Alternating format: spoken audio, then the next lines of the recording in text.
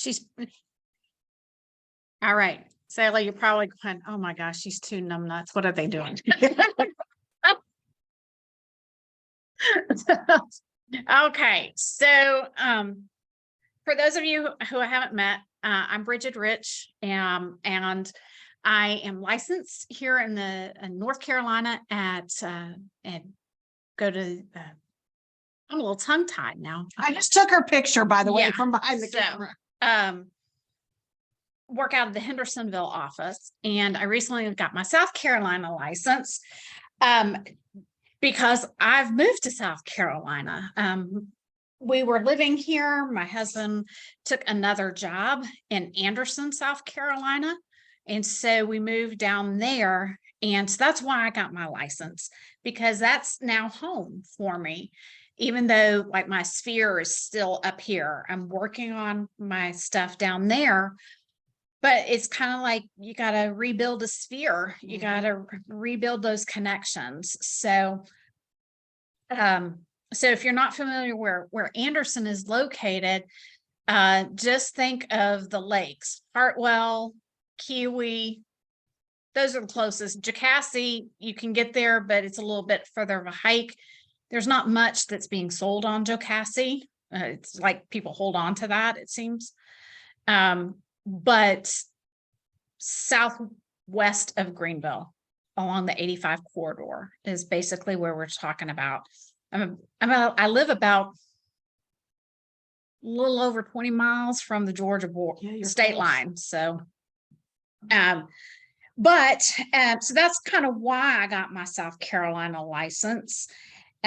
Wasn't something that I was really planning to do, but decided to go ahead and do it. So once we knew we were moving.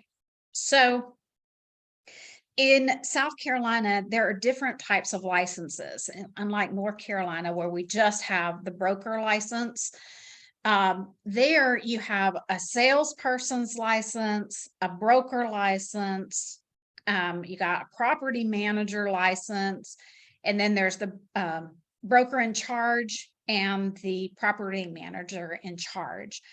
And not really, there are some differences, but not as great as, it's more about classes that you have to take. And I think the fee is different as well.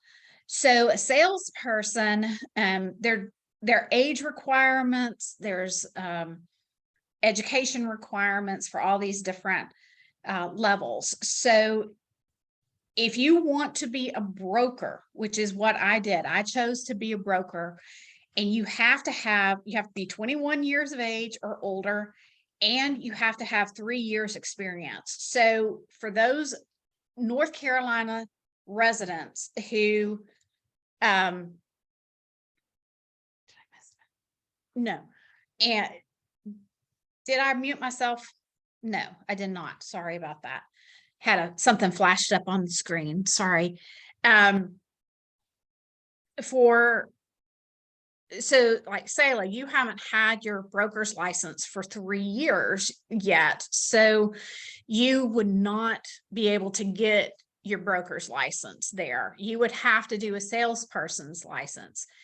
In order to move up to a broker's license, you're going to have to do additional education requirements. So in my opinion, if you're a North Carolina license, now this is B Rich's opinion only, wait that 3 years and go ahead and get that broker's license. Just because the education, you're already doing so much education for your North Carolina license with pre-licensing and then the 90 hours of post-licensing classes. Might as well just wait and get that taken care of all at once. Become the broker, and then you're a broker in both states. That's my opinion. You do you, okay?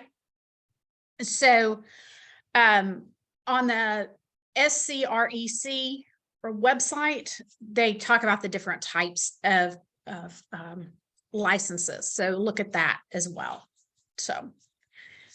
So what are the steps? Well, first thing is you have to complete an application. This is going to cost you $25 to submit the application. And you're going to need a copy of your certification of licensure from North Carolina, as well as any other states that you may be licensed in. So if you're licensed in Tennessee, Georgia, Florida, New York, wherever, they're going to need a copy. So this is kind of what it looks like. This is mine. And I was able to go on to the NCREC website, sign in, and ask for that. Now I had to pay $10 for it as well, but it's an instant download. Also on the application, there are a few places that have to be notarized. So you're either, a lot of times your bank will do it for free, but think about that as well. So that's time and perhaps an expenditure that you're going to have to do. And then go ahead and submit your application along with your $25. Once they have received it, going back, there's a bunch of different things. Some of it is saying jurisdiction. If you don't live in South Carolina, or if you've moved to South Carolina and have been a resident for less than 6 months, which was my case. So I had to sign all that, have it notarized. So there's about 6 or 7 pages that you have to fill out. None of it's really hard. It's just time consuming. So once they've gotten that, then they will send you back an email. It says, okay, here are your instructions for the next step, which are your background checks. So in South Carolina, you have to do a fingerprint-based check, which you schedule that. It's electronic, that they do each finger and each thumb. So 10 digits. If for some reason they can't pick it up, then you're going to have to go to a station, and there's a form for it, but they'll have to do ink. Or if that's your preference, that's the other thing. That cost me $51.75. And then there's also a social security number based check. So you have to fill out paperwork, and you have to list every address that you've been associated with. So look at the thing, get your stuff, and you might have to gather. I had to go back to when I was living in Indiana. Wow. And I've had multiple addresses in the past 20 years. And I had to go back, and I was like, there were 6 slots. I filled up all 6. So that was kind of a pain in the rear, because there was I lived in an apartment, and then I moved apartments. And so I had to think of which apartment numbers. And when I got my consent, I had to go back on Macy's and Amazon and stuff for the shipping addresses. I couldn't remember them. Yeah. So I had to do that too. I had to go back onto Amazon, figure out someone. Yeah, that's how I figured it out. I didn't know. So if you've moved a lot, be prepared for that. If you've stayed in one place, good for you. I'm a little jealous that you didn't have to move, but it is pretty thorough what they're asking you, along with all your known names, etc. So what's the timeline for this process? So I submitted my application by mail on November 17th. And so we had Thanksgiving in there. So I had holiday, or probably 2 holidays. And on December 2nd, this was all of last year. On December 2nd, I received an email from the commission with the instructions for my background checks. That same day, I scheduled my fingerprint appointment. I was able to do it on December 7th, so just 5 days later.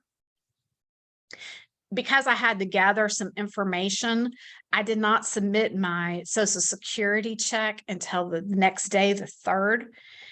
But I got the results back for that on the 7th of December. So just 4 days. So when I got that back, I'm gonna block that out.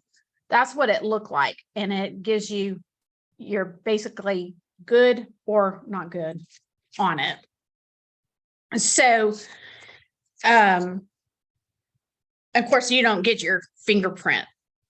They don't give you a report. It's just run in the various databases, including the FBI, I think. So you are, if you weren't in there, you're in there now. So,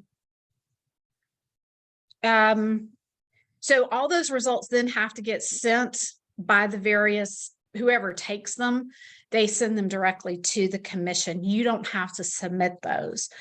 And then on December 9th, I received an email from the commission that I had a green light to schedule my test, and I was given the links for that. And I don't know why I didn't schedule it that day, but I waited until the 11th, probably had something going on. And I scheduled my test with PSI in Greenville, because that was the closest one to me. I think there's also Charlotte, Columbus, or Columbia, Charleston. They have a list of where you can take those. I had taken my North Carolina license test in Greenville, so I was already familiar with that location anyway. So I scheduled it. The earliest I could get at the time that I wanted was the 15th of December, and it was 11 a.m. And my cost for that was $55 because you're only taking one section of the test. Now, this is for a broker's license.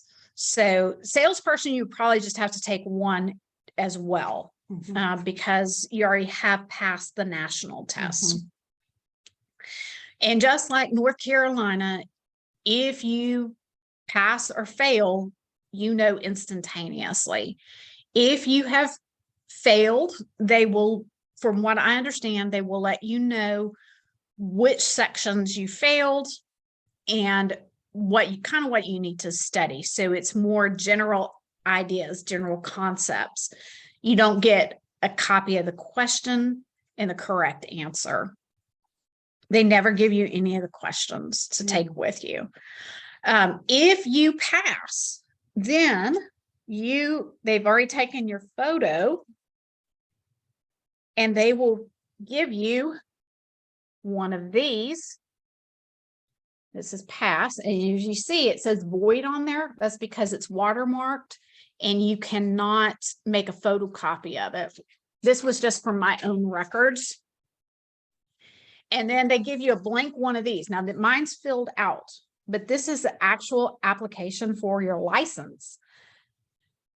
If on the bottom here, you need to get a wet signature. So Lee is the broker in charge for all 4 offices in South Carolina. I had to get his wet signature because he said, hey, can send it to me through Dotloop and I'll sign it.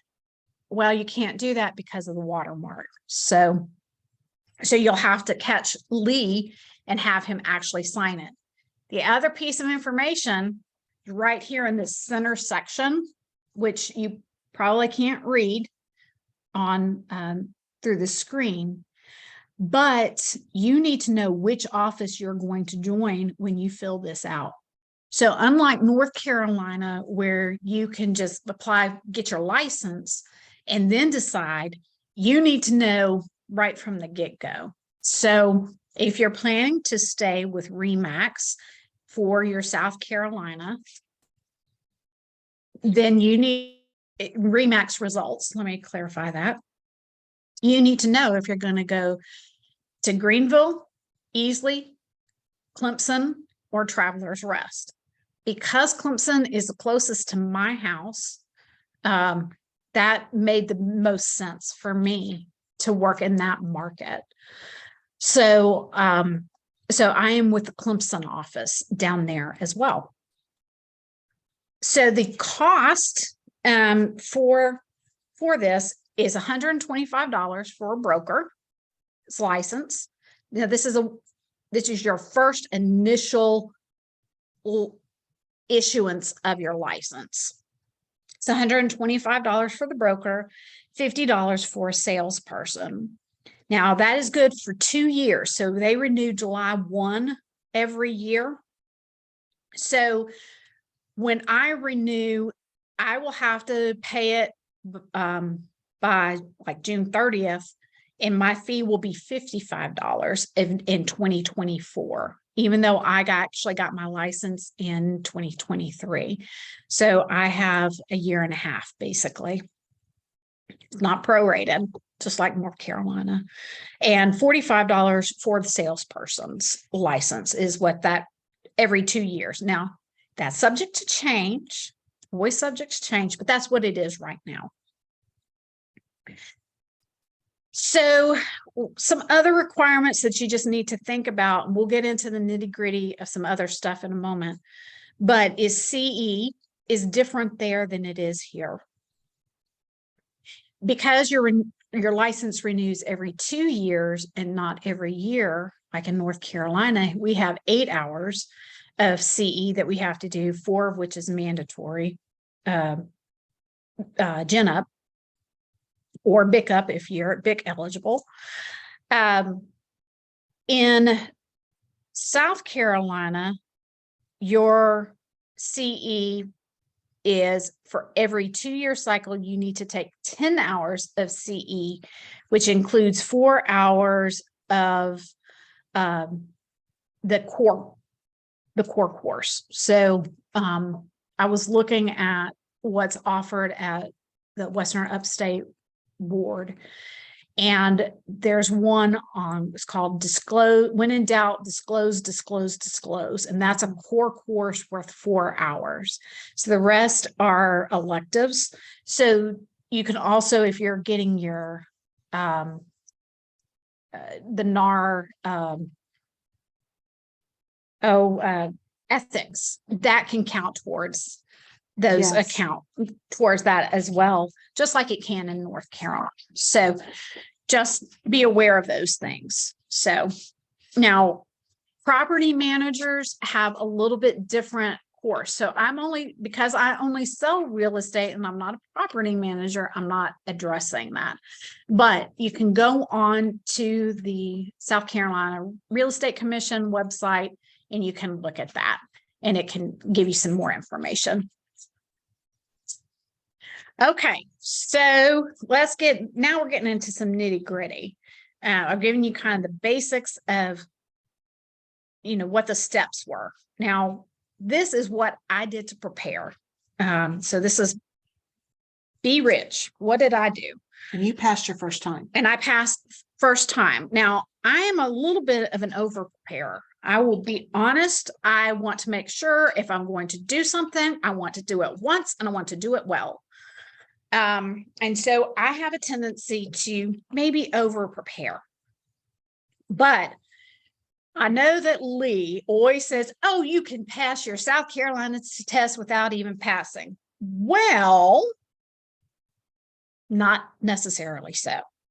You do need to crack a book because there are some big differences between North Carolina and South Carolina. A lot of similarities, a lot of identical, but not everything. So the first thing I did was I bought 2 books.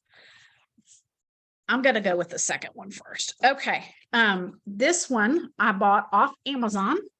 It's called the South Carolina Real Estate License Prep. Cost me $26.95 on Amazon. Now it does have stuff on the national test. I just skipped over that, went straight to the South Carolina stuff. And there's stuff in this book that was actually very helpful, that was not as clearly defined in my other book that I got. This is not, it wasn't recommended by the real estate commission down there, but it's one that I picked up. And I think Sean here in the Hendersonville office had gotten this one as well. And so I picked it up too, because like I said, I'm an over preparer. Okay. So that's book number 1. And in the back, in each section, there are practice tests for that section. So I would just take those practice tests over and over and over, because I needed to know what I didn't know. I knew what I knew, but there were things that I thought I knew that I didn't know. So, and again, it usually dealt with those differences. Then there's also a bigger test in the back, and you have to skip ahead on it to like question number 72 or something. That's where the state portion begins. But so that's one book that I got. The other one that is recommended by the South Carolina Real Estate Commission is this one. It's called Aware in South Carolina. It is written by a man named Steve Wyatt. Steve Wyatt runs the Wyatt Institute of Real Estate down in Greenville. I actually went to his office and picked it up because it saved me $10 by it. So I had to go down to Anderson anyway. Might as well make a little detour, go by Greenville and pick it up. It cost me $45 to pick it up.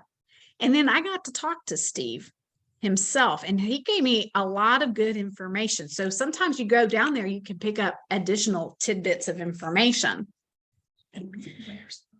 His it's Right downtown. Yes. Kind of near the Bilo Center. Greenville. Yeah. If you look it up online, just put in the Wyatt Institute, you can get the address.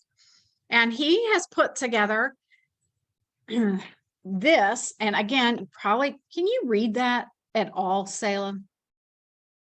No, not really. Okay. There we go. Is it backwards?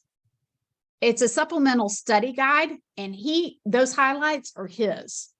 And he tells you, okay, this book covers the national and South Carolina portions.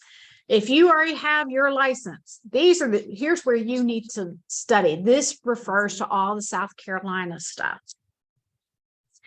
And then he has other stuff in here too, but this is his supplemental that he gives you. And then he's got this 99 question sample South Carolina test, just for the South Carolina portion. So I took this thing, I don't know how many times I took the practice tests, and at the end of his chapters, he also has practice tests on that unit. So I was able to go through. So what I did is I read this book, I read everything, went through, took the test, and I went, wow, okay, I bombed that part. I need to go back. And that's when I created my study guide. So this is my notebook of learning, is what I call it. And I created a study guide and wrote down, I actually physically wrote down, I didn't type it. You could do it on note cards, notebook.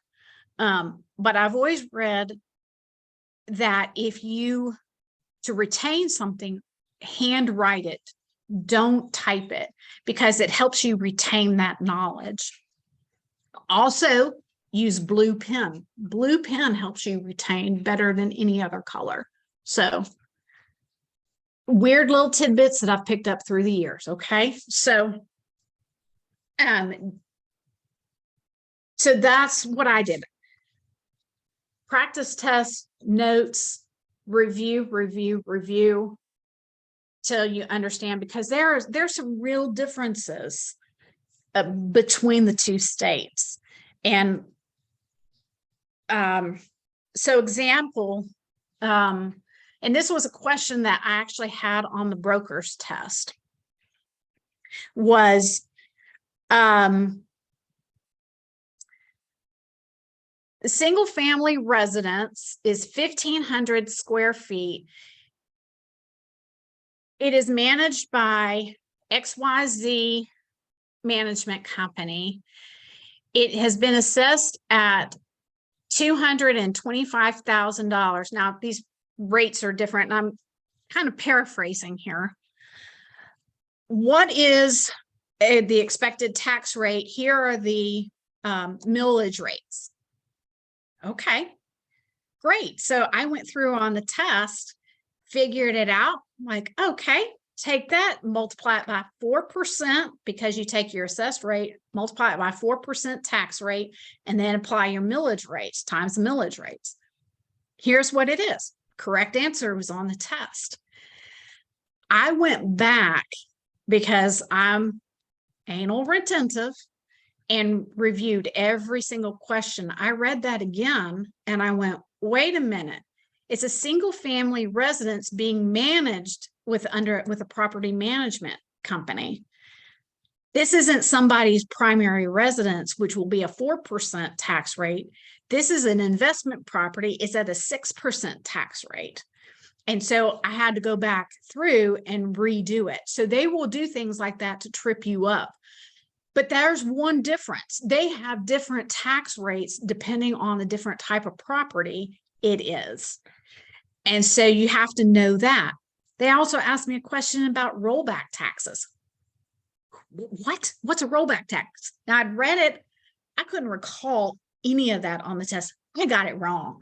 I just plain got it wrong, because I know that they do an assessment every 5 years, a reassessment on property values. Every 5 years is what they're supposed to do. I thought it'd be 5 years, so I put 5. No, correct answer was 3, because I had to go look that up. I needed to know that answer. But dealing with some of the things down in South Carolina, you may need to know that information depending on the specific transaction. So those are some of the differences, and they're big ones, and they will bite you in the butt if you don't know it. So because while you are not the one preparing the HUD statement or the alter, or whatever you want to call it, they're going to want to know an idea. And so you need to understand, are they an investor? It's going to be a higher tax rate than if you are living in that property yourself, and that is your primary residence. So let's say you own a home here in North Carolina and you decide you want to buy beachfront property in South Carolina. Guess what? You're not going to get that 4% rate. You're going to get a 6% rate. So that's my understanding of it, because it's not your primary residence. So we don't have that here in North Carolina. Your rate's your rate, whether it's your primary residence or it's not your primary residence. So, or even commercial properties. So commercial properties are different than agriculture properties versus utility companies. I mean, the tax rates vary down there. So, so again, that will trip. They do things to trip you up, just kind of like on the North Carolina test. They have some wording that you have to be very careful on it. So, like I said, what I did is there were a couple that I wanted to go back and totally review. The question on rollback taxes was one. And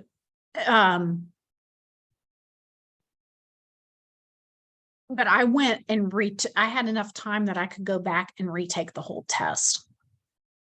Now, I didn't erase my answers. I just wanted to confirm and make sure. So, and there are some math questions on there, just like North Carolina. So there will be some math questions.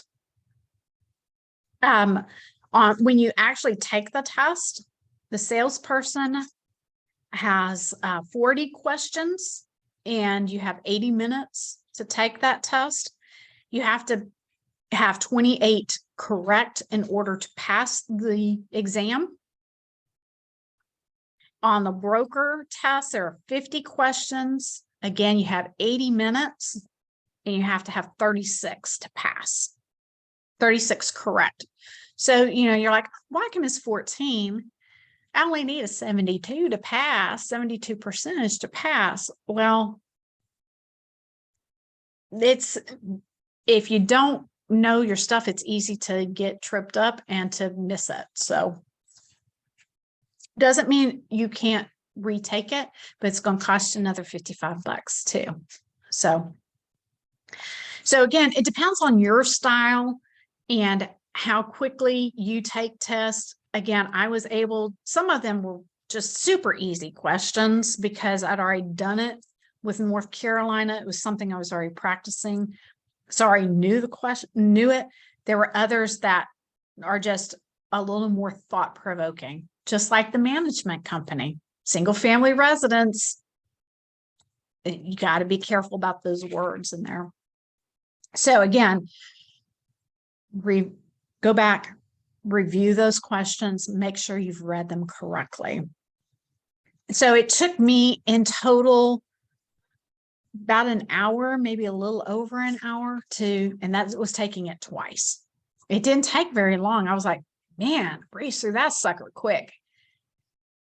I better go back and check also, but I was planning to do that anyway, but I had enough time that it allowed me to go back. I don't remember what the timer was because once you hit that last one, you're like, I submit, that timer stops and you're like, oh, God, I forgot to see how long it took me. So, yeah. But I think it was about an hour and 10 minutes. Again, since I passed, I was given my paperwork right then afterwards so that I could do that. Now, that was at Christmas time, so I actually had Lee sign my paperwork on January 3rd. Got that sent in. They sent me my number, and I immediately went to join the board at Western Upstate Association of Realtors. So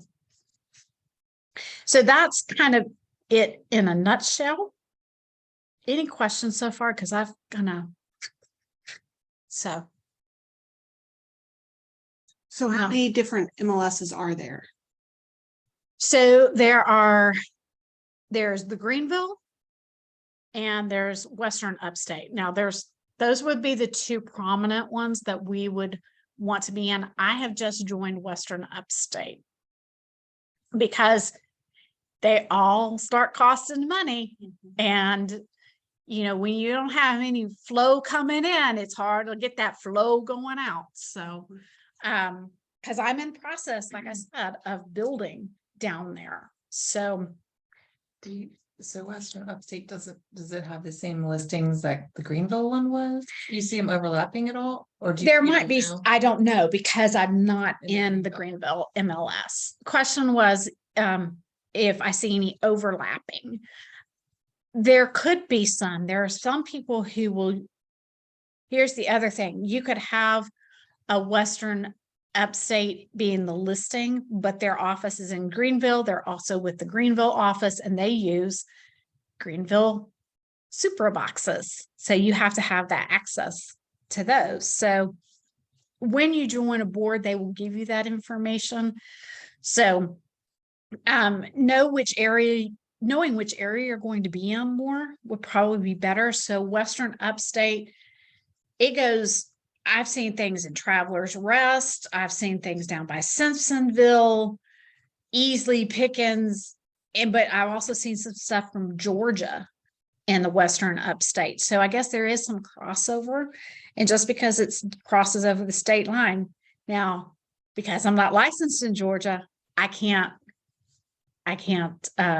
go show in Georgia. They are reciprocal, right? They are reciprocal. So you can get your Georgia license once you have your South Carolina license. It is reciprocal. So Tennessee is too, right? They still are. And then one thing I will caution you about is that you do need to know the area that you're selling. Mm-hmm. Because I'm in the lake area, because it's Lake Hartwell, Lake Kiowee, a lot of people are looking for lakefront property.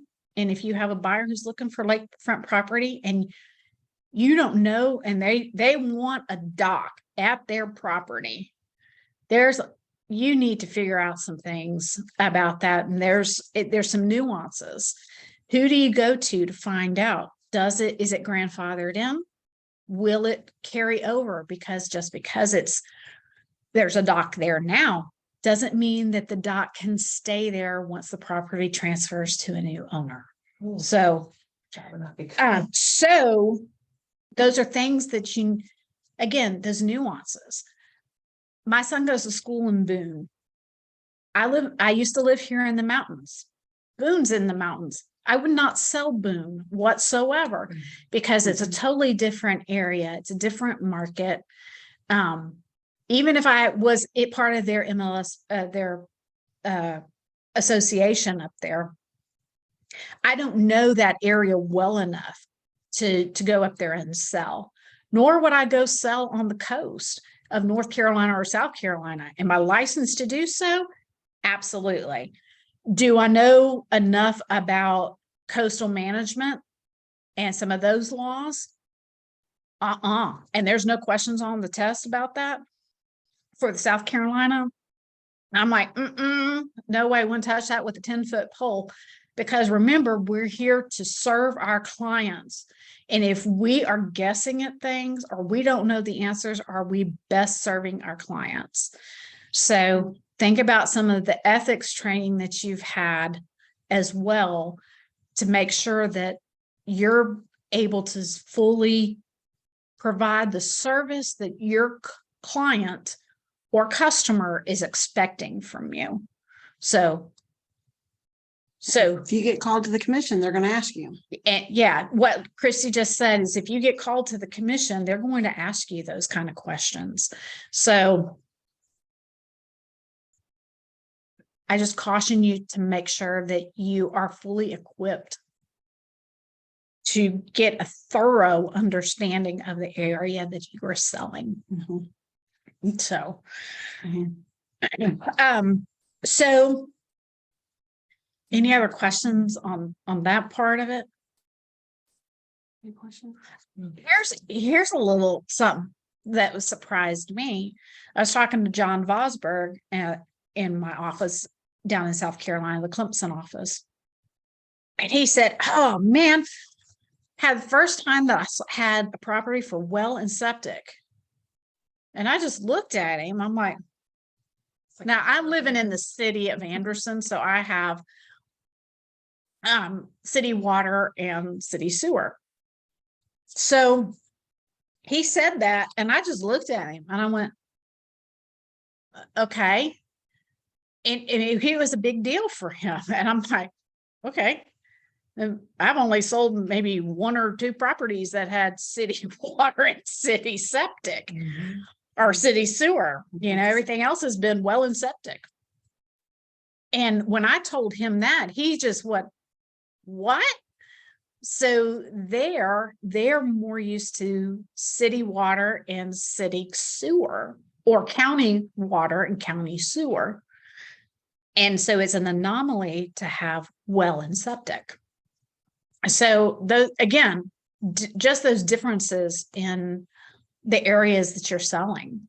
And, you know, I just looked at him like, wow, you're weird for having only sold that. And he looked at me like I was weird for only having sold well and septic, or predominantly well and septic. So, and John sold a lot of properties. He has. He's been in the business for 20 something years. He sold a lot of stuff. So for him to say that, it taught me that there's a big difference.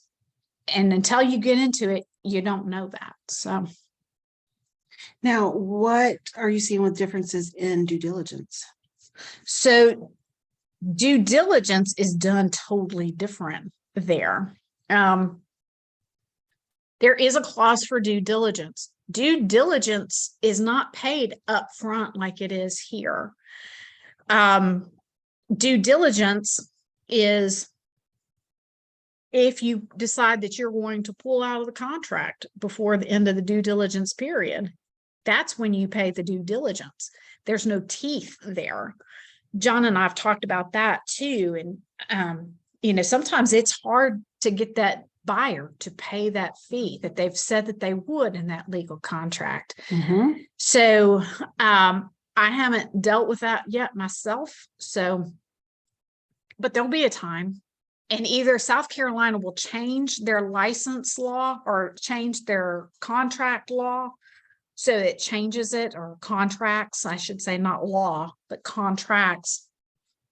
So that due diligence is either paid up front, like we have here in North Carolina, or it'll continue to be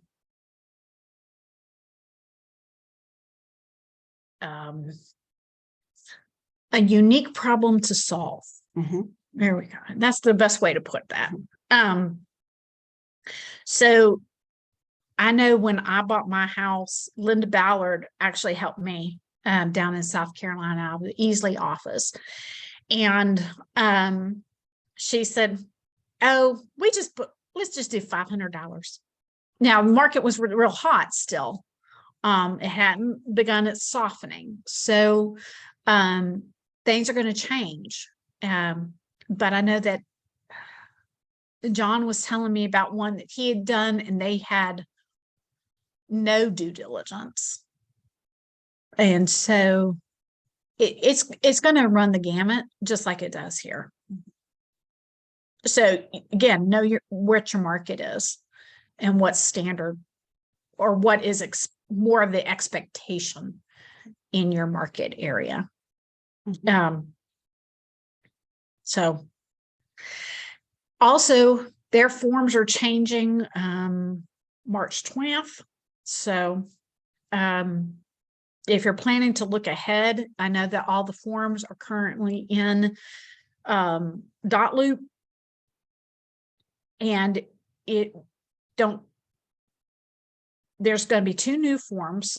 One is one of the things that's really different is on their offer to purchase. You know how we have these things will be included, and it talks about blinds, and then there's the whole thing of, well, here's what's not included. And you even put in is personal property that will convey. That is not in their contract on their offer to purchase. They are creating, this is what I found out yesterday in a live webinar. There is a form, it's an addendum that has that stuff in there.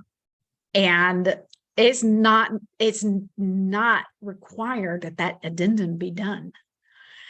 Wow. So let's say, you go in there and you're expecting the built-in microwave to be there, and you get there, walk through, and it's not there. Well, it wasn't in the contract.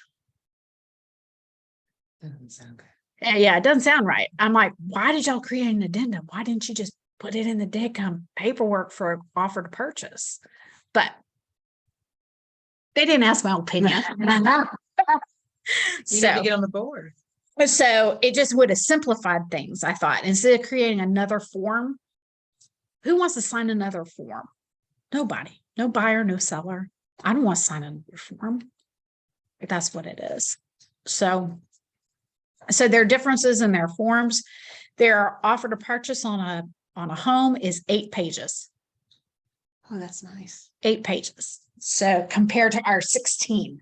But again, 2 pages are excluded, and they're on that addendum that's coming out. It's 2 or 3 pages. So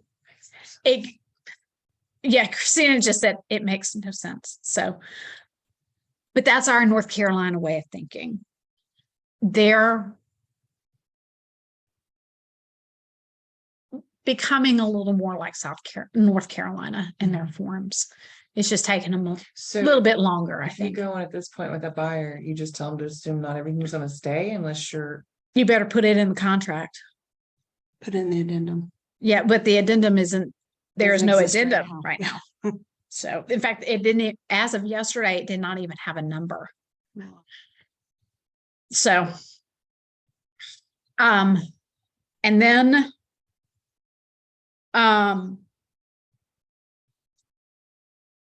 one other thing I wanted to go over is, fees that they have.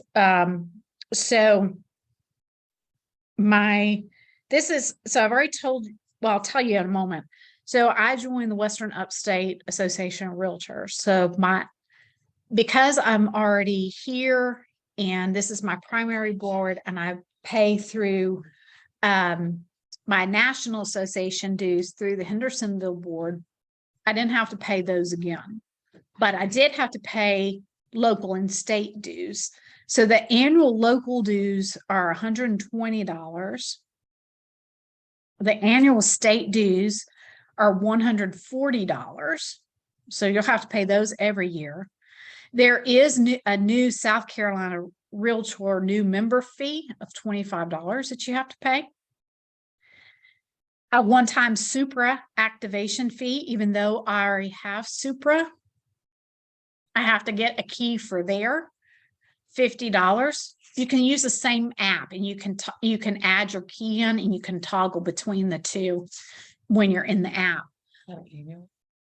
No, that's a one-time activation fee. And then when you pay your super dues. So we'll get back to that. Quarterly MLS dues are $60 per quarter, so $240 annually. There was an MLS activation fee of $10.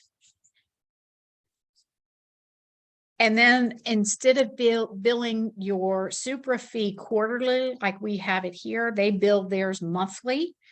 I have it auto drafts right out of my account. It costs $16.05. So it's $15 plus $1.05 in tax. Wow. So multiply that by 12. So I didn't do the math on that. But so my total initial fees to Western Upstate and Supra for South Carolina, $421.05. And my total fees and costs to get my license, that includes my books, was $386.70. So it cost me $800 to get my license and up and running in South Carolina. And then if you join the Greenville board, if you decided to do that, then you're going to have to pay those local dues.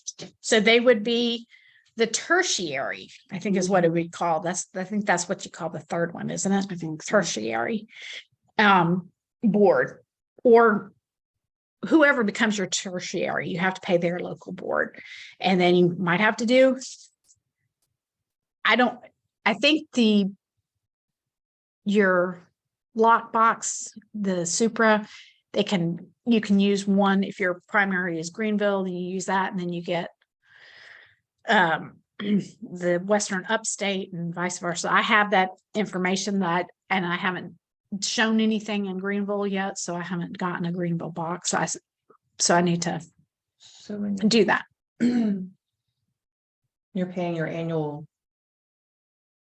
dues for being licensed there. Do they automatically take out the national portion you've already paid for North Carolina? Yes, because they know that I'm already this is my primary board and it's registered with them that way. So next year I will still pay the national dues through Hendersonville board, and then I don't have to pay them through that. And the other thing is I had to get a letter of good standing from the Hendersonville board of directors or board of realtors and have them submit that to Western Upstate, which they did. That wasn't a problem, but they needed to know that I was okay.